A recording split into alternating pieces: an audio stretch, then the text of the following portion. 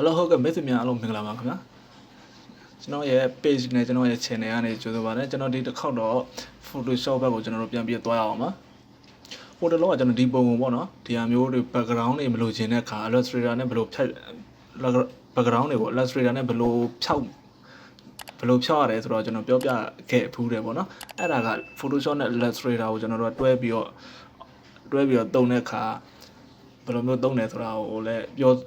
ပြောချင်လို့မို့အဲ့လိုမျိုးလုပ်ပြခဲ့တာပေါ့နော်ပြီးတော့တကယ်တော့ဒီမှာကျတော့ Photoshop ကြီးပဲသုံးနေတာပြီးတော့ AI တော့ဖွင့်လဲ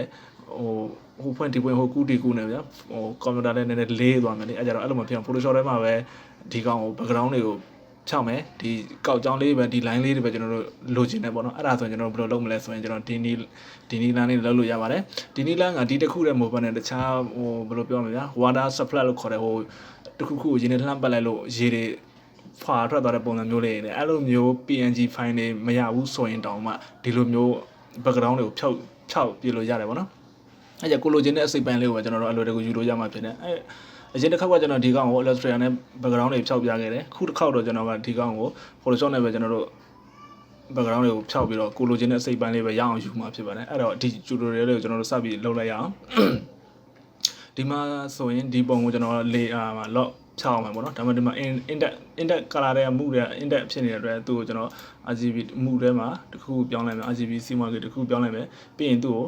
lock ဖြုတ်လိုက်မယ်ဒါဆိုရင်ဒီပါကြည့်ပုံကတော့နည်းနည်း resolution မကောင်းဘူးเนาะဒါပေမဲ့ကျွန်တော်ကဒီ background ကဒီအဖြူတွေကိုဖြောက်ပြခြင်းလို့မို့ဒီပုံကိုရွေးထားတာပါအဲ့ဒီတော့ဒီပုံကိုကျွန်တော်အရင်ဆုံးမလုပ်မလဲဆိုတော့ control A နှိပ်လိုက်မယ် select all ဖြစ်သွားမယ် select all ဖြစ်ပြီးဒီမှာ control C ကိုနှစ်ချက်သုံးချက်နှိပ်ပြီးတော့ဒီ select all ပြန်ဖြောက်ပြီးတော့ပြန်ဖြောက်မယ်ဖြောက်ပြီးရင်ဒီမှာဒီ layer ပဲမှာကျွန်တော် layer map လုပ်မှာဖြစ်ပါတယ်เนาะ layer map ကိုလုပ်လိုက်မယ် layer map လုပ်ပြီးဆိုရင်ဒီခုန copy ကူးလာတာကိုဒီ layer map ကဒီထဲကိုပဲကျွန်တော်ဟိုဟာပိတ်ပြန်ချမှာပေါ့နော်အဲ့တော့ဒီရှေ့ဟာကိုကျွန်တော်မမြင်ချင်ဘူးမြင်ဖြောက်ထားမှာဖြစ်တယ်အဲ့တော့ဒီ layer map icon လေးကို order နှိပ်ပြီးတော့ကျွန်တော်က click တစ်ချက်နှိပ်မယ်ဒါဆိုရင်ဒီမှာ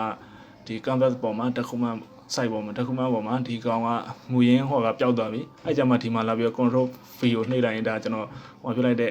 ရပြီပေါ့နော်ခုန copy ကိုဒီမှာ control V လုံးလိုက်တယ်ပြီးရင်ဒီကောင်ကိုကျွန်တော်တို့ layer map ကနောက်က background တွေကိုကျွန်တော်မမြင်နေတာဖြစ်တဲ့အတွက်ဒီ layer map ကို select ပေးထားပြီးတော့ control I ကိုထပ်နှိပ်ရမှာပါဒါဆိုနောက်က background တွေပျောက်သွားပြီ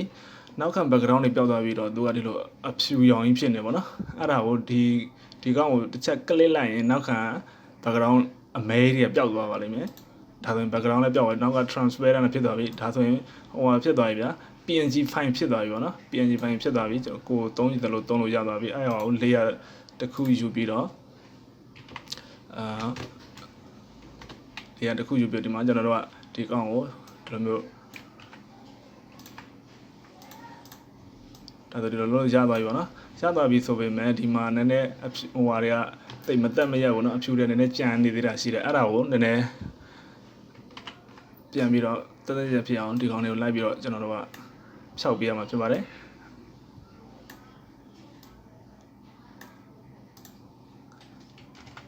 ဒီလောက်ဆိုရင်တော်တော်လေးအဆင်ပြေသွားလိမ့်မယ်ထင်တယ်ကျွန်တော် file အသစ်တစ်ခုယူလိုက်မယ် file အသစ်တစ်ခုယူပြီးတော့ခုနကပုံကိုဒီထက်ကိုဆွဲထည့်ပြီးလည်းချက်ကြည့်မယ်